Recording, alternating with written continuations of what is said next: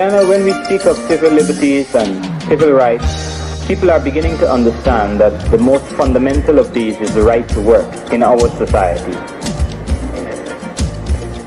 And what is occurring in Guyana is that the government is making political capital out of the indefensible position of one who is either unemployed or is very close to the line of being unemployed. I want to say to you all, in no uncertain terms, that this government is disrespectful to black people. And if people disrespect you, you have a right to disrespect them.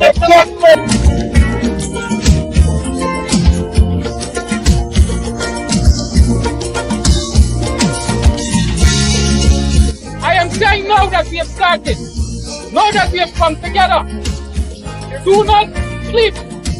Don't let us go back quietly into the night. Protest must be the order of the day.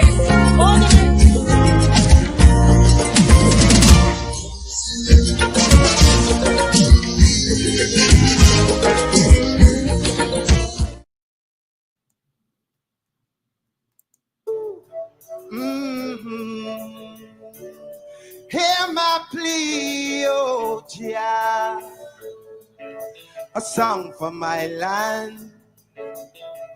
I want everybody, get up out your seats.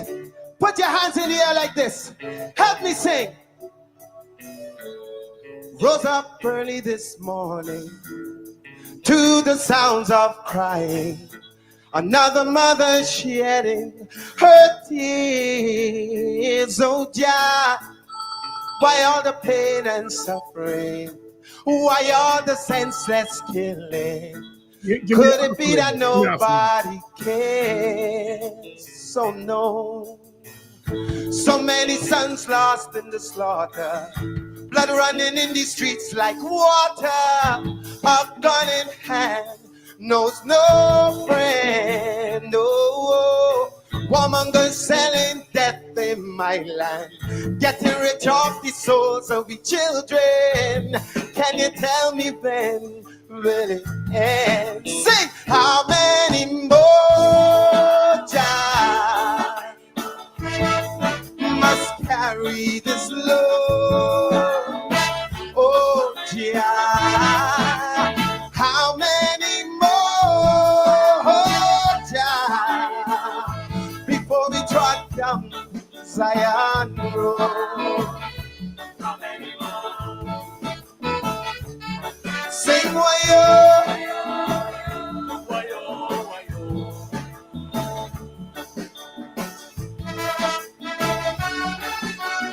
Come on, let me see those hands. Heavenly Father, won't you hear my plea? Send a helping hand for the country. In man, there's no solution. No. I'm begging for the children's future. Oh, Jah, drugs got them by the collar. How can we stop this mind pollution? Too many starving and too many hungry.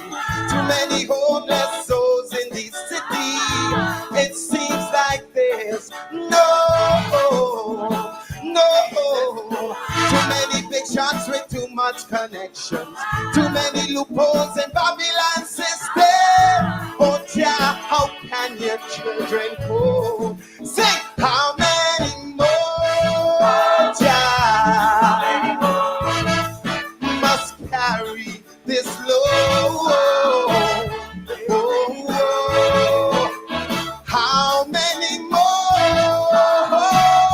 Jah before we trot down Zion Road?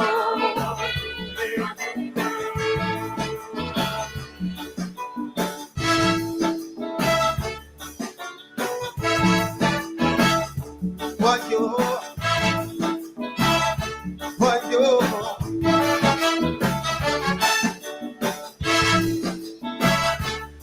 let me see those hands.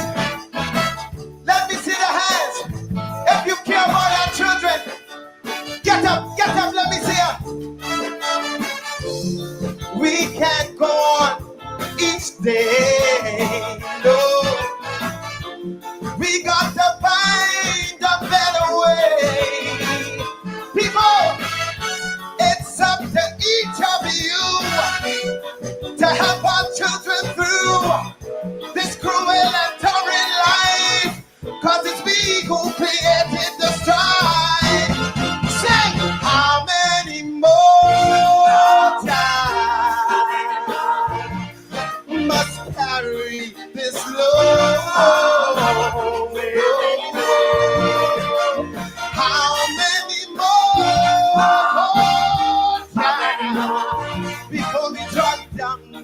Zion Road. Oh,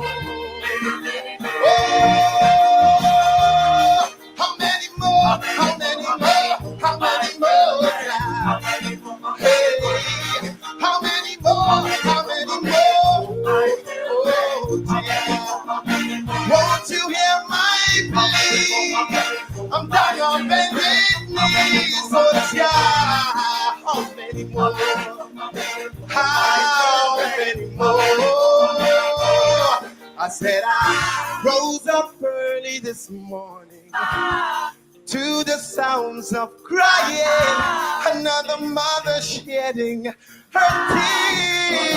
tears.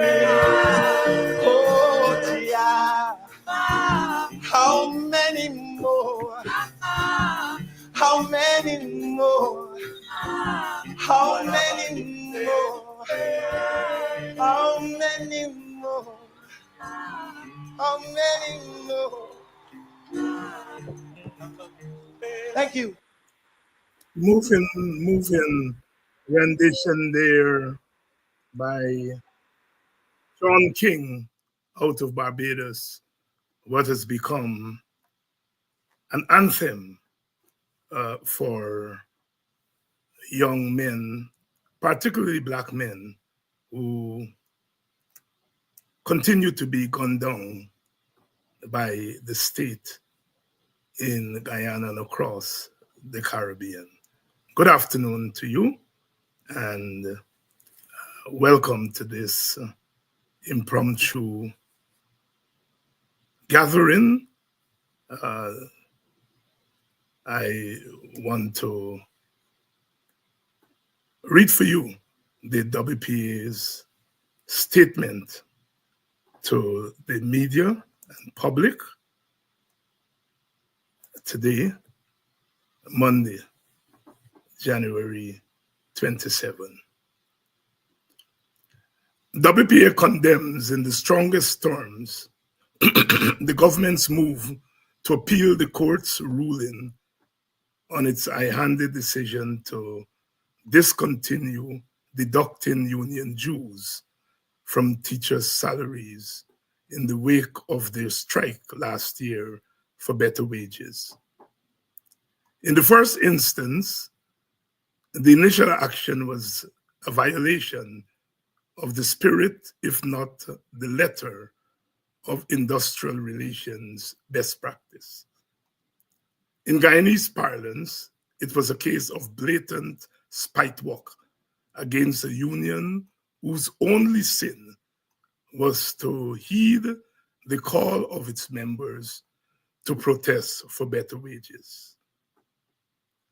After the court intervened on the side of the union, it was thought that the government, which likes to boast of its working class origins and credentials, would have backed off. But not this government. Even after the union, in the spirit of compromise, ended the strike and dropped most of its initial demands, the government has continued its big stick agenda. Attorney General Anil Nandlal is completely out of order to suggest that it is not the government's business to collect dues for the union. WPA asks the following questions. What danger does the GTU pose in asking the government to deduct union dues from teachers' salaries? Is the GTU an alien entity? Are teachers not contributors to the national purse, and as such are entitled to request government services? Does collecting union dues put undue burden on the government? Has the government stopped deducting dues for all unions? Is the government fighting the GUT for ethnic reasons? The GTU, sorry, for ethnic reasons? WPA can only conclude that the government's ultimate intention is to weaken the GTU and is seeking the help of the court in its rampage. Having seen this script before, we alert the country to the danger this government poses to the maintenance of the fundamental rights for which Guyanese have fought and died to secure from slavery to the present. WPA says to the government, get off the back of the GTU and other trade unions you deem to be enemies. The government is not the property of the PPP. It is the government of all Guyanese, regardless of their ethnicity or political affiliation. If the government persists with its appeal of the most recent court ruling, WPA would have no alternative but to make this issue front and center of the upcoming election campaign, both as a government aggression against workers and against people of a given ethnicity. You cannot ask African Guyanese for their votes while you seek to crush organizations to which they belong. This matter is a WPA line in the sand. WPA finds the continued practice of the government of implementing mega projects, or seeking massive loans without the necessary feasibility studies and due diligence exercise to be most reprehensible. The recent exposure of the absence of due diligence report on the car power ship deal comes to mind. WPA called on the government to release this report if there is one. That call has not been addressed by the government. Today, we repeat our call. Now we have the case of the Exim Bank loan, whereby the bank has revealed that it has not done a feasibility study, nor is it in possession of one done by the government on the gas to energy project for which the loan has been secured. This is shocking. How can a government spend over $2 billion on a project without a feasibility study, especially as it relates to the environmental impact? This is financial and environmental criminality at its worst. Not only is the government borrowing like a drunken sailor against Guyanese patrimony, but it is potentially putting the country at environmental risk. Worse, the vice president was found to be lying when he suggested that Exim Bank did its own feasibility study.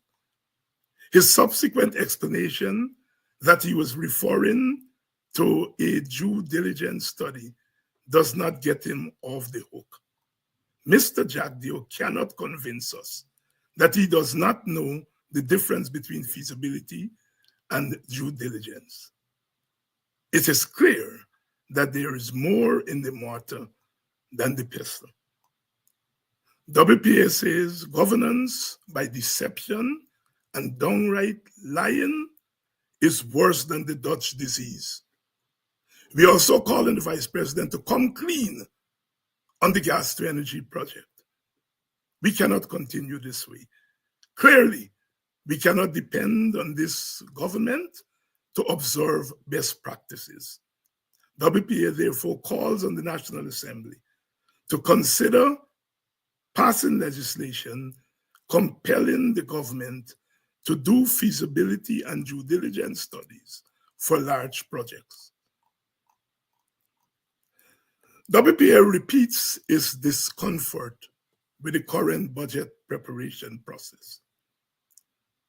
It is completely unacceptable for a few persons at the apex of the government to decide the size, the scope, and the priorities of a national budget.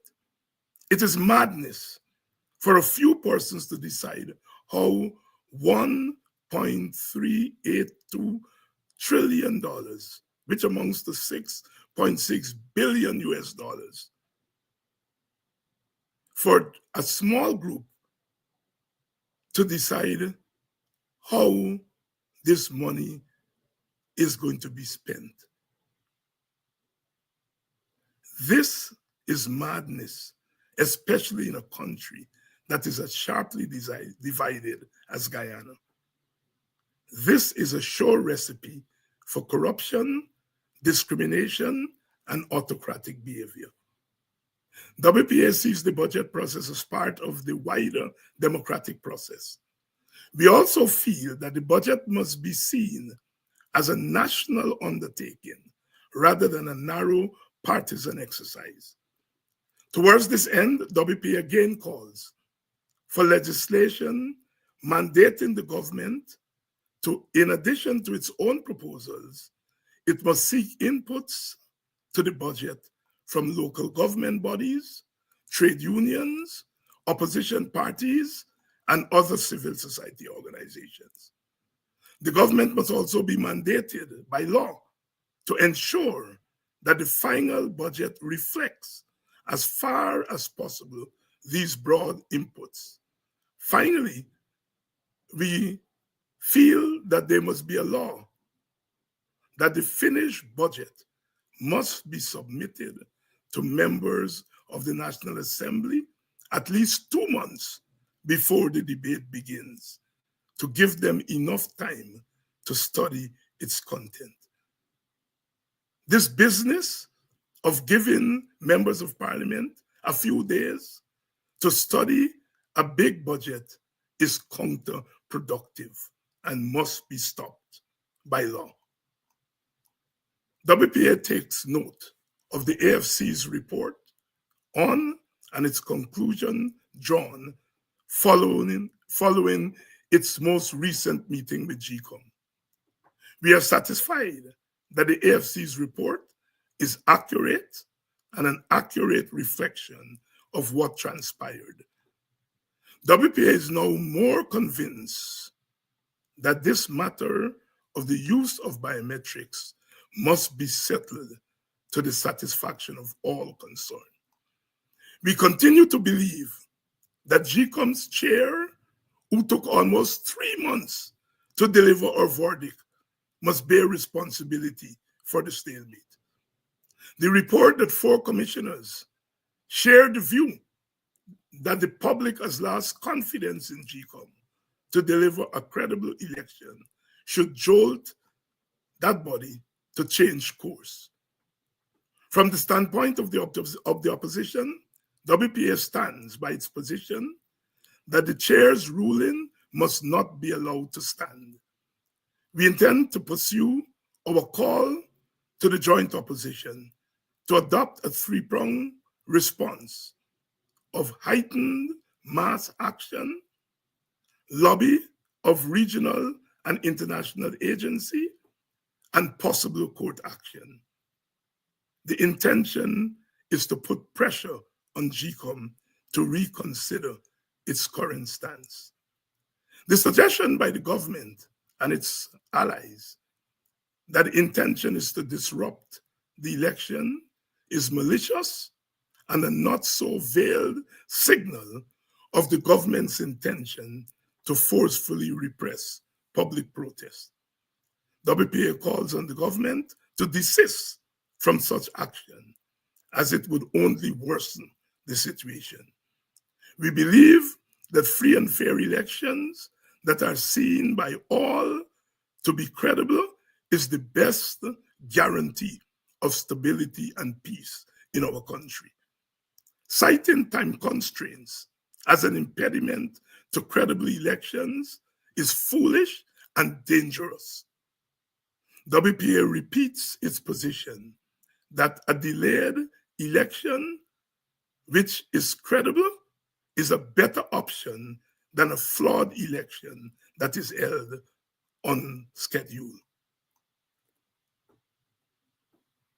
Finally, amid speculation about the fate of a broad coalition to contest the upcoming elections, WPA repeats its commitment to contest as part of a coalition as its first resort.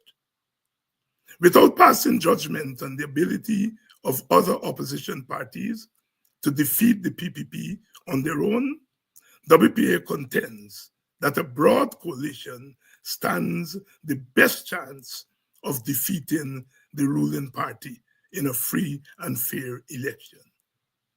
Speaking for itself, while WPA feels it enjoys pockets of electoral support across the country, we do not feel we can win an election on our own. We also do not see much merit in using our support to be a spoiler or to try to bring about a minority government. As a first step to our desired goal of a truly national government, it is our view that the PPP must be defeated at the coming elections.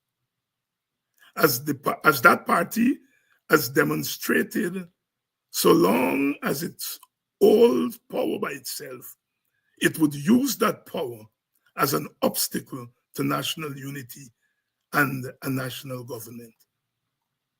In response to those who contend that small parties like the WPA bring nothing to a coalition, WPA says that while we do not bring a large constituency of devoted voters, our small constituency could be the difference between a large but losing minority and a winning majority.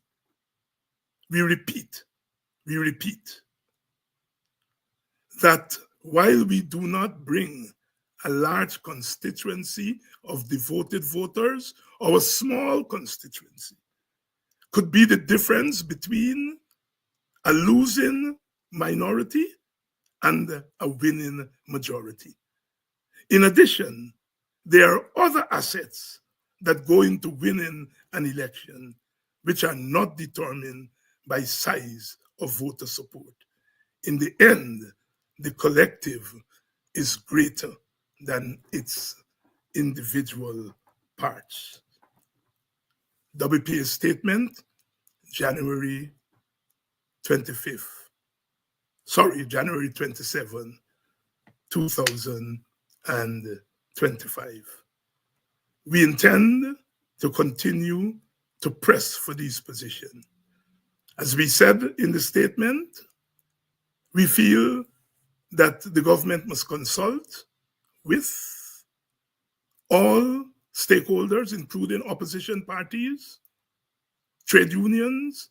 They must do so by law. We must pass a law to compel governments to consult and to include the recommendations of those organizations in the budget, and that the budget must be published and MPs must be given enough time to study the budget before their presentations. If the government doesn't want to do this as a practice, then we are forced to ask that the government do so by law, to compel the government to do so by law. We also, as we said in the statement, we also feel that we must pass a law mandating the government to do feasibility studies and due diligence studies before they implement large projects. We cannot have a $2 billion US dollars project where there's no feasibility study. No feasibility study to tell us whether it's environmentally safe to build that gas to shore pipeline.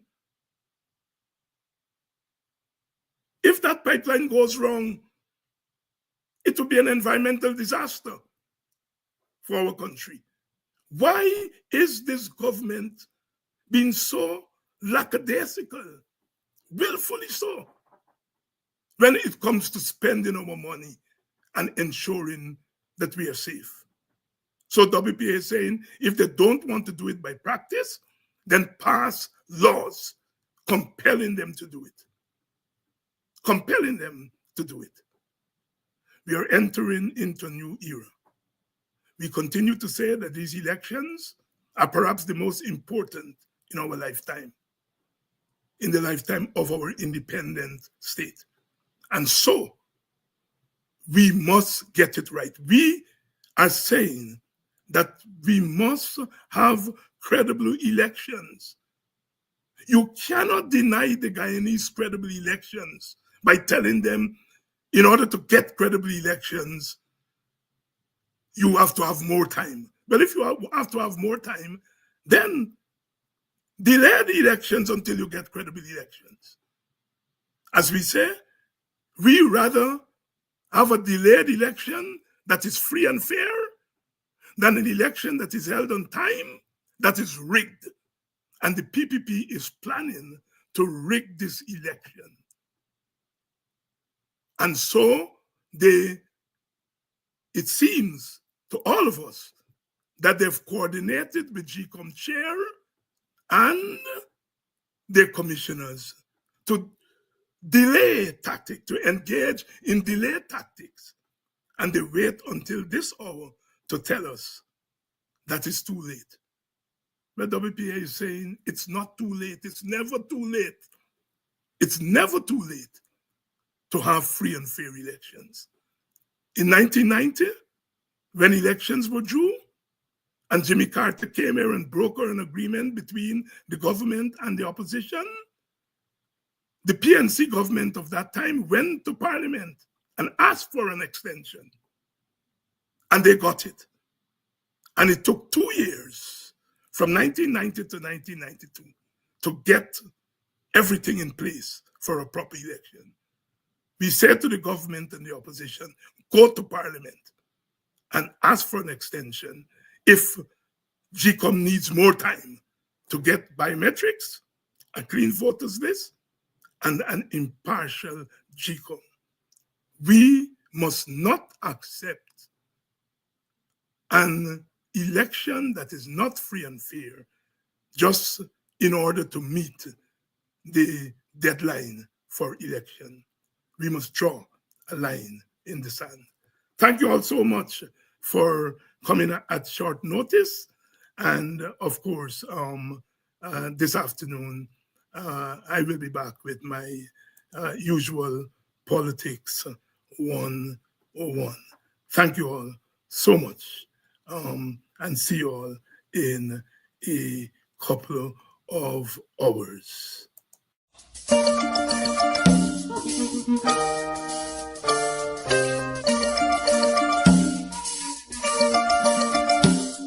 When we speak of civil liberties and civil rights, people are beginning to understand that the most fundamental of these is the right to work in our society.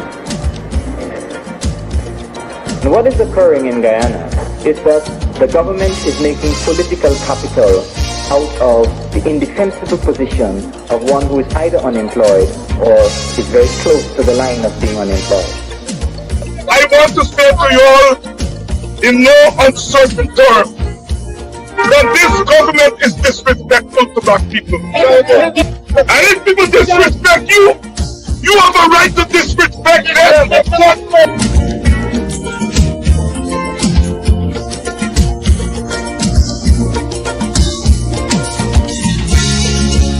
I am saying now that we have started, now that we have come together, do not sleep. Don't let us go back quietly into the night. Protest must be the order.